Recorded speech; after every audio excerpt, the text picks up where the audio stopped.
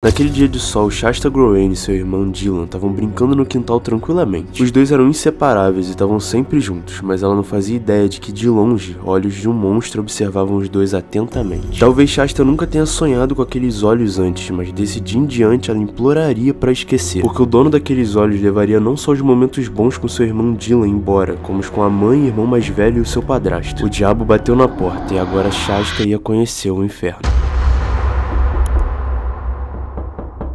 Joseph Edward Duncan III, que nasceu no dia 25 de fevereiro de 1963. Provavelmente um dos dias mais tristes da humanidade, porque o que esse cara fez no futuro é de embrulhar o estômago, cara. Quando eu vi esse caso, eu pensei muito assim e eu achei muito interessante repassar pra gente entender a forma como essas pessoas agem, sabe? Que realmente pode ser qualquer pessoa, que a gente tá sendo visto, a gente pode estar sendo visto por pessoas assim, que tem essa doença, que tem psicopatia. A gente pode estar sendo visto a qualquer momento. E esse foi o caso da Shasta Groene, que foi essa garota, que é essa garota, de hoje mais de 30 anos, acredito, mas que foi a única sobrevivente de um evento brutal, um encontro brutal com esse Joseph Duncan III, que pra mim foi um dos piores serial killers que eu vi. Por mais que ele tenha matado menos pessoas do que outros serial killers, como Joanne Gacy, que matou várias crianças e enterrou elas embaixo de casa e não foi descoberto por anos. O que esse cara fez foi horrível pelo sentido de imaginar a perspectiva da vítima. Joseph tinha 3 irmãs mais velhas e um irmão mais novo, e todos eles eram filhos do mesmo pai e da mesma mãe. Ele nasceu na Carolina do Norte e se mudava muito por causa do pai dele, que era militar. O que a gente pode ver também, que a gente pode pensar e teorizar, é que, assim, é um estereótipo mesmo, o comportamento de um pai militar com seus filhos. A gente vê várias pessoas falando que tiveram uma infância mais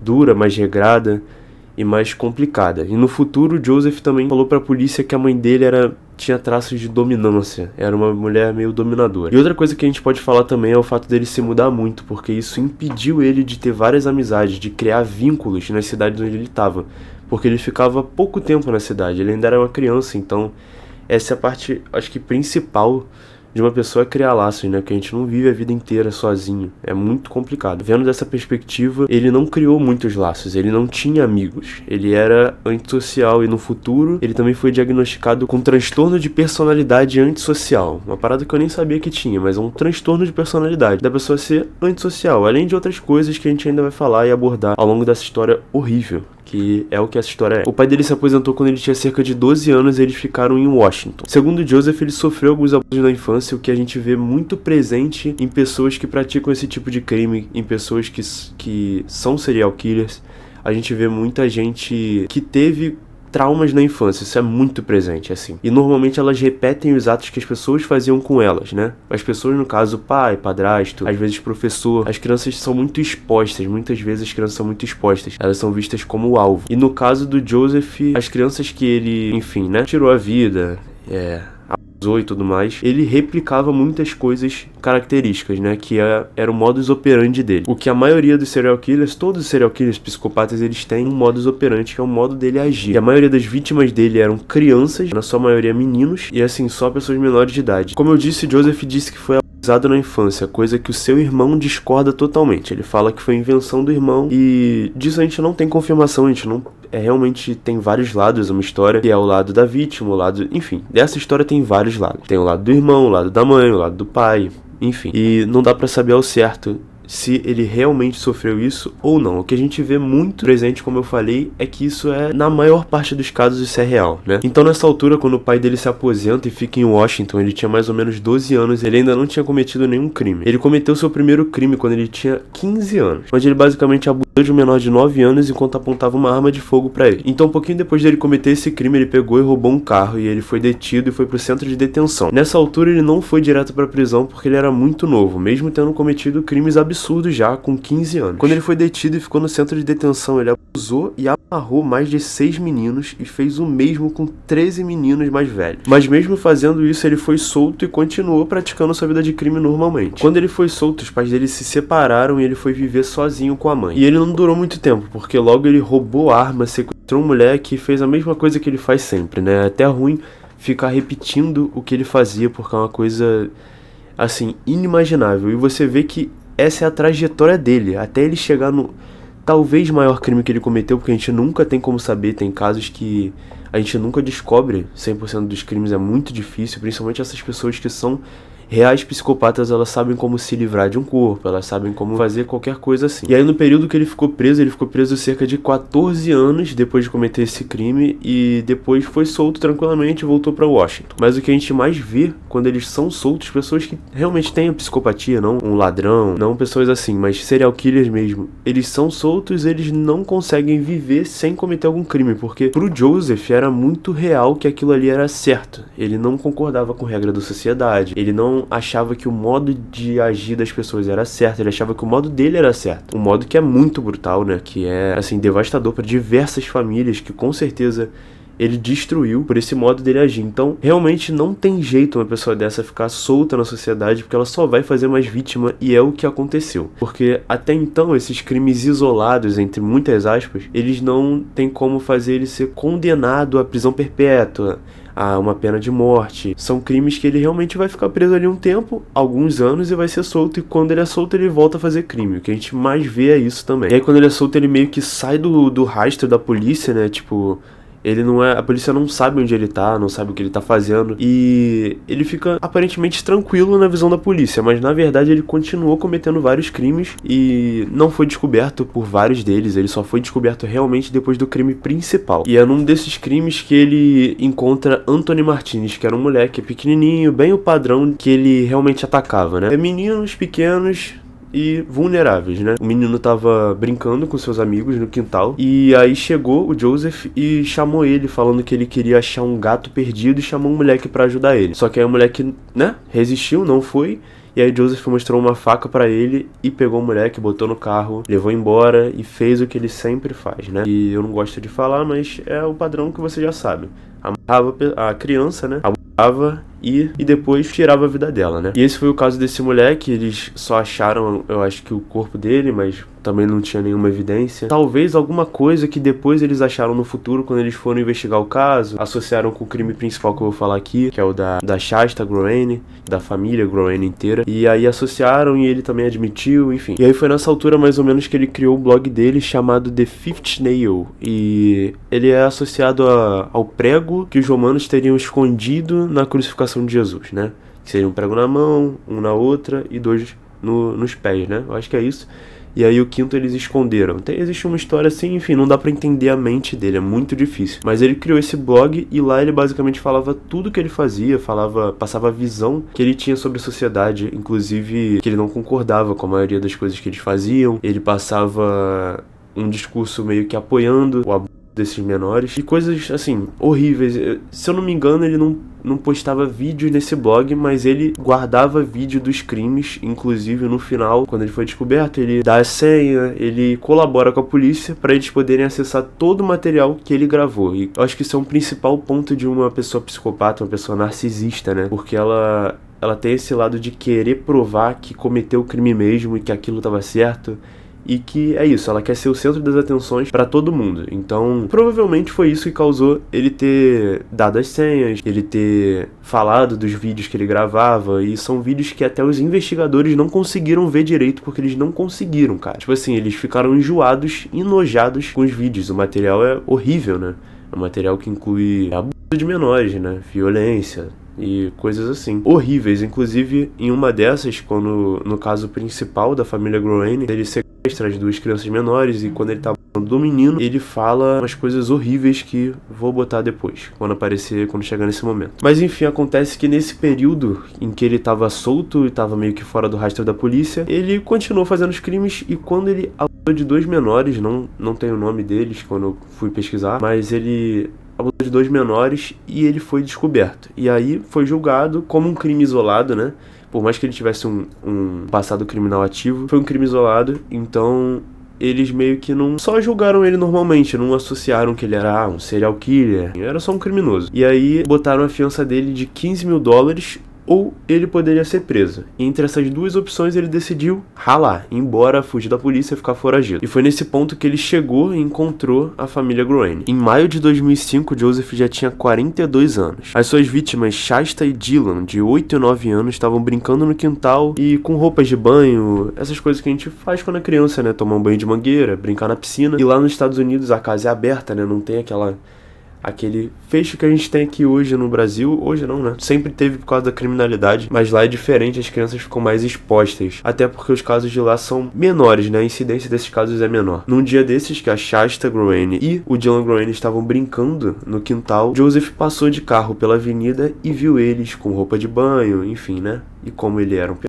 ele provavelmente se interessou e começou a observar a casa por dias, ver como a família agia, que horas a mãe saía, que horas o padrasto voltava e coisas assim, o comportamento da família. Ele começou a estudar pra atacar eles no talvez dia mais terrível, assim. Eu fico até arrepiado de falar, que é uma parada que é muito pesada, é difícil de falar. Gravar esse vídeo, com certeza é difícil, mas é muito complicado. Eu acho que eu não consigo imaginar a dor da Shasta, da família em si. Nossa, dá calafrio, cara. É bizarro imaginar que um ser humano consegue chegar nesse nível, é surreal, assim. No dia 16 de maio de 2005, ele invadiu a residência, mas eu queria contar essa perspectiva. Eu queria contar essa perspectiva na visão da Shasta, porque eu acho importante a gente contar a visão da vítima, da pessoa que perdeu tudo, e não do crime em si, do criminoso. Eu acho que a gente dá muito foco ao criminoso, é exatamente o que ele quer. Ele é narcisista, ele quer o foco nele. Então, o meu objetivo, principalmente nesses vídeos e nesse vídeo, é mostrar o lado das vítimas, das pessoas que perderam tudo, das pessoas que sentiram a maior dor possível na vida. No dia 16 de maio de 2005, às 6 horas da manhã, Brenda, a mãe de Shasta, acordou ela e Dylan, seu irmão, de 9 anos. Nessa altura, Brenda tinha 40, Dylan tinha 9, Shasta Groening tinha 8, Slade, que era o irmão mais velho dela, tinha 13, e o padrasto dela, que era o Mark Mackenzie, tinha 37 anos. Na madrugada do dia 16 de maio de 2005, Brenda acordou Shasta e Dylan. Nessa altura, talvez Shasta não tinha percebido ainda o que estava acontecendo, era só a mãe dela acordando ela e falando pra ela que eles tinham uma visita, uma pessoa na casa deles. Ela não deixou claro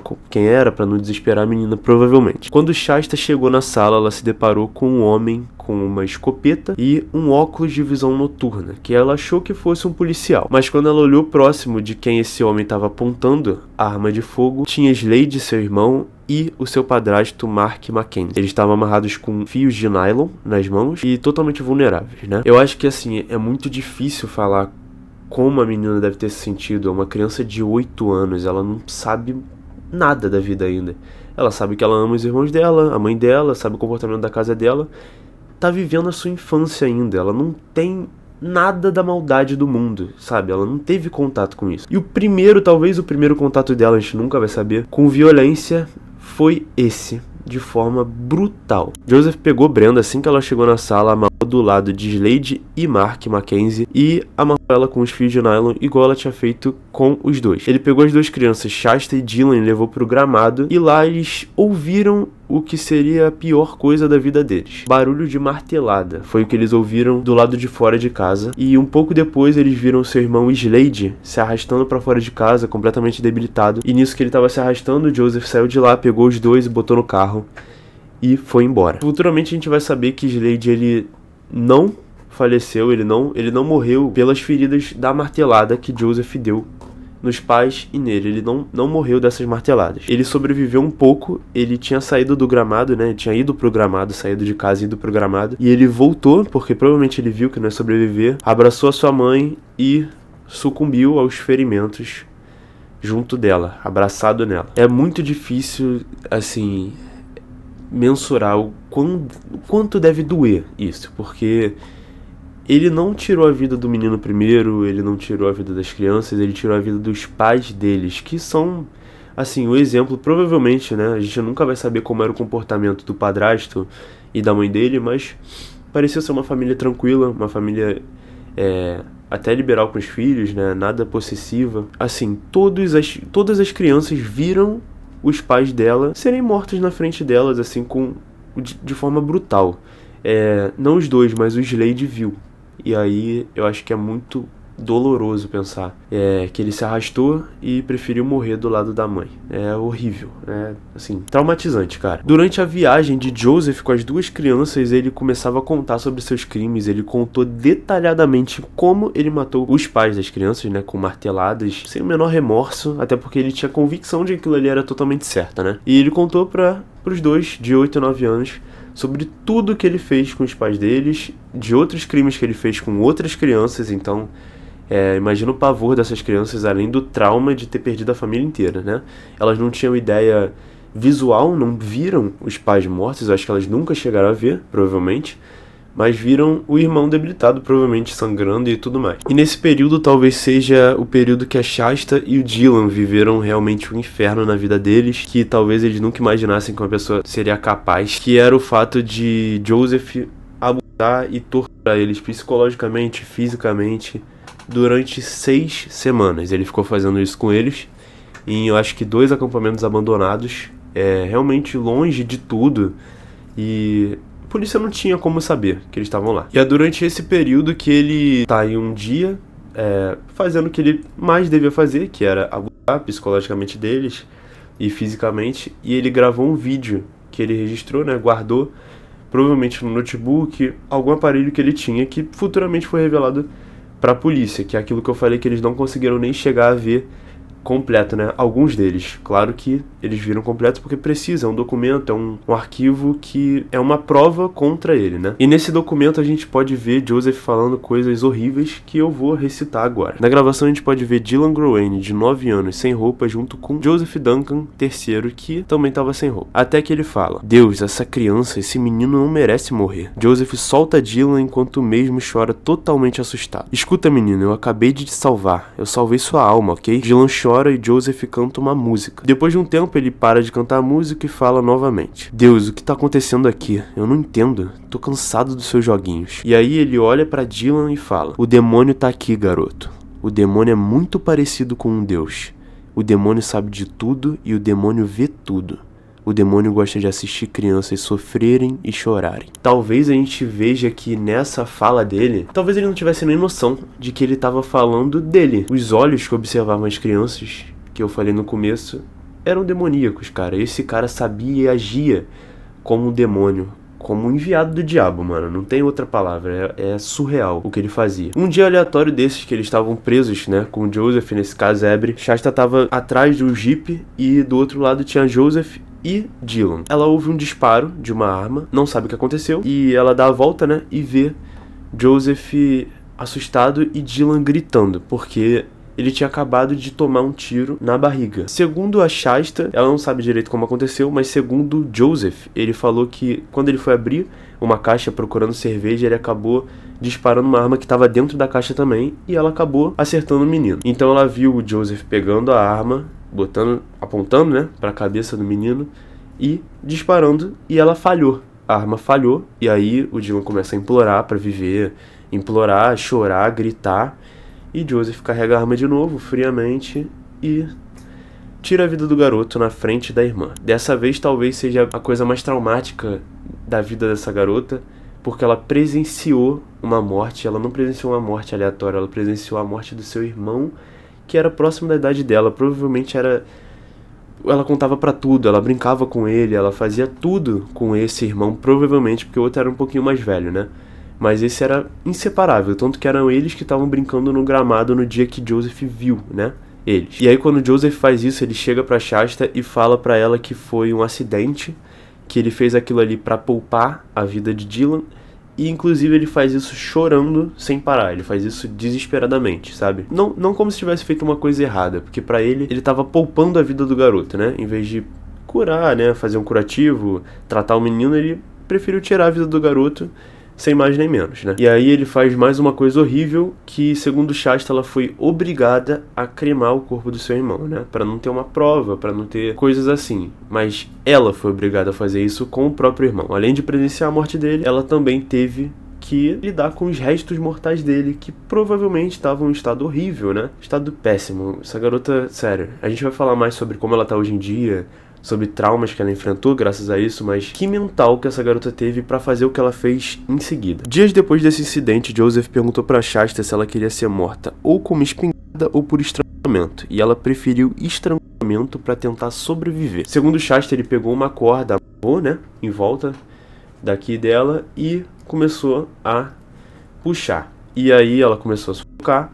E nisso, como eu tinha dito antes, ele começou a se abrir muito com ela. Segundo ela, eles criaram um laço em que ele começou a falar sobre a vida dele. Começou a dar mais detalhes do que ele já dava quando ela estava com o irmão dela. Ele realmente confiava na Shasta, talvez porque ele nunca teve amigos, né? Talvez seja porque ele era uma pessoa antissocial, ele nunca teve um vínculo de amigo. Ele nunca teve alguém para falar sobre as particularidades dele, nem sobre, sabe, sobre a vida dele. Ele nunca teve ninguém, um amigo, não tinha. E aí as próprias vítimas viraram amigos dele, na visão dele, né? Pessoas confiáveis para ele poder se abrir. E ele fazia isso com Shasta direto. Então ela sabia de muitas coisas e foi isso que salvou a vida dela nesse incidente. Quando ele amarrou em volta aqui dela e começou a puxar, ela meio que começou a sufocar, né? Achou que ia morrer provavelmente. E aí, em um suspiro, ela conseguiu falar o apelido dele de infância. Ela chamou ele de Jet. E na mesma hora que ela chamou ele de Jet, ele soltou e começou a chorar sem parar, descontroladamente, na frente dela, pedindo desculpa. Talvez não desculpa, mas perguntando se ela queria ser a filha dele, se ela queria que ele cuidasse dela. E o mais bizarro é que essa garota é extremamente inteligente, cara. Ela falou que sim, ela falou que amava ele, que queria estar com ele, que queria ser filha dele. E aí que ele vai e chama ela pra visitar a mãe dele. Perguntou pra ela se ela queria visitar a mãe dele. E eles saem desse cativeiro que as crianças, né, ficaram por 6 semanas.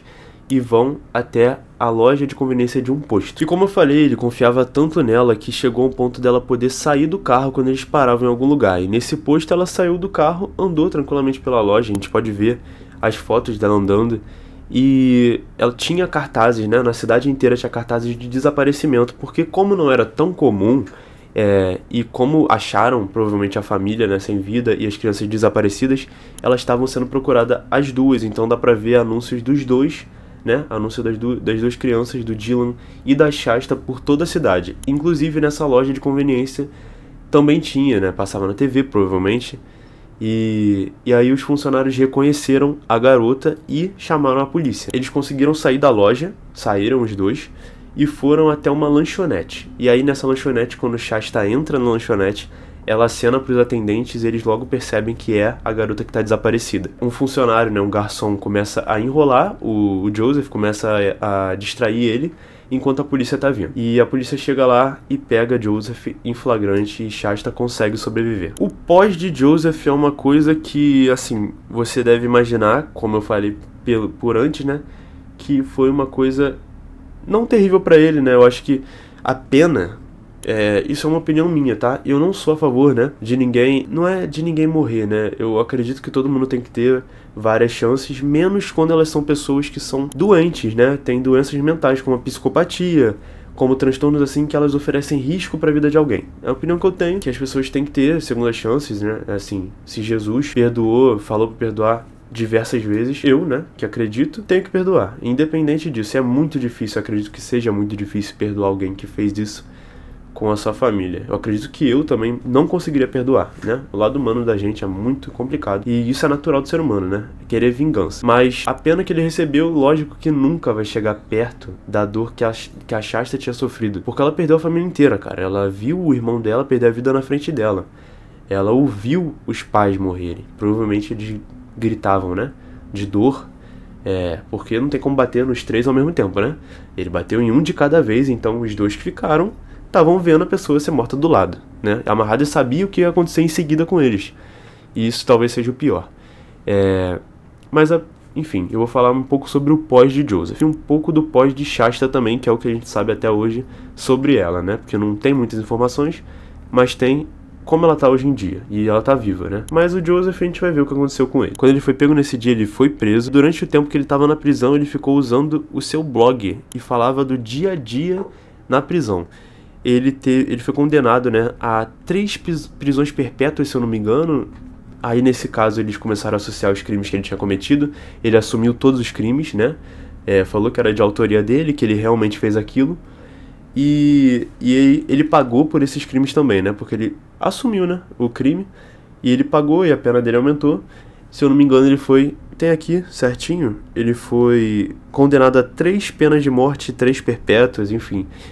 Várias e várias, né? Então, pra quem não sabe, esse processo demora a acontecer. O processo de pena de morte é muito discutido, muito votado. Tem defesa, tem...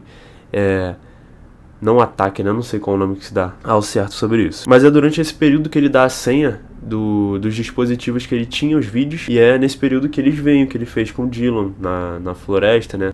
No casebre que eles ficavam. Os médicos também diagnosticaram ele como pedófilo, óbvio, né? Diziam que ele tinha transtorno de personalidade sádica e transtorno de personalidade antissocial, além de traços narcisistas que a gente vê nos psicopatas, né? Ele tinha certeza que ele era o astro, né? Ele era o principal do mundo e tudo que ele estava fazendo estava certo. E toda a sociedade ao redor estava errada. A condenação dele não tinha liberdade condicional, não tinha possibilidade dele sair da prisão. Ou ele saía morto, ou ele ficava lá para sempre e morria lá. E foi o que aconteceu com ele, mas o fim dele é interessante. Para você que talvez deseje vingança, né? Que não é uma coisa positiva desejar vingança, mas é muito natural, como eu disse. Durante o tempo que ele ficou na prisão, ele continuou postando sobre o seu blog. Ele não socializava com outros presos que estavam no corredor da morte dos Estados Unidos. Ele preferia ficar sozinho lá. E no seu blog a gente consegue ler que não sofreu nada demais lá dentro. Talvez alguns assédios por conta dos guardas prisionais, mas não deixou claro qual tipo de assédio. Provavelmente queriam saber sobre ele, que estava muito em alta na época, provavelmente, o que ele fez, né? Isso aí, quando ele foi pego, foi em 2005, né? Talvez eu não tenha dado data certinho, mas eu até peço desculpa, mas esse crime em si ele ocorreu em 2005. E aí ele foi e ficou lá, cara, até 2021, né? Ele ficou preso até 2021. O que a gente pode ver é que 2005, ele já tinha ficado 14 anos preso, talvez pra ele não fosse muita coisa. Mas o fim dele não foi da forma que ele planejava, não. Ele queria ser executado. Ele estava reclamando com a forma como o governo agia, da demora dele ser executado. Ele queria logo ir embora. E o maior medo dele era morrer de causas naturais. E adivinha o que aconteceu com ele? Morreu de causas naturais. Naturais não, né? Mas ele foi diagnosticado com glioblastoma. E ele rejeitou o tratamento, né? É um tipo de câncer no cérebro. Ele rejeitou o tratamento, rejeitou quimioterapia, radioterapia, rejeitou totalmente. Deram um prazo para ele de 6 a 12 meses, se eu não me engano, de vida. E foi esse o fim dele. Provavelmente com dor, provavelmente, né? Não sei como funciona. O câncer é uma doença muito devastadora. E no caso dele, eu acredito que fosse uma coisa muito forte, né? Uma coisa que tirou a vida dele bem rápido. Ele morreu no dia 28 de março de 2021, com 58 anos, né? Quando ele cometeu o crime, ele tinha 42 anos, né? E ele perdeu a sua vida no dia 28 de março de 2021. E já tava velho, né? Não velho, né? Galera aí que tem 58 anos, não acho vocês velhos, não. Acho vocês bem novos. Isso aí não tem nada a ver com o físico, né? Tem a ver com a forma como você se comporta. Mas a mente desse cara era transtornada desde muito novo, como qualquer psicopata. Provavelmente os pais dele não ficaram de olho no que ele fazia, né? Esses pais dele foram muito ausentes, eu não cheguei a pesquisar o que eles fizeram, qual o fim deles, como eles estão, não cheguei a pesquisar. Mas acredito que pouco importa, porque eles realmente não influenciaram em nada. Provavelmente eles nem sabiam que o filho fazia isso. Ele fazia de uma forma muito profissional, né? Falando um pouco sobre a Shasta Groene, ela prometeu pro irmão dela que eles iam sair vivos de lá, ela se culpou muito, hoje ela se culpa até hoje, né? Ela se culpa por eles não terem conseguido sair vivo, né, os dois. E ela sofreu transtornos alimentares, ela foi dependente química, luta contra a dependência química.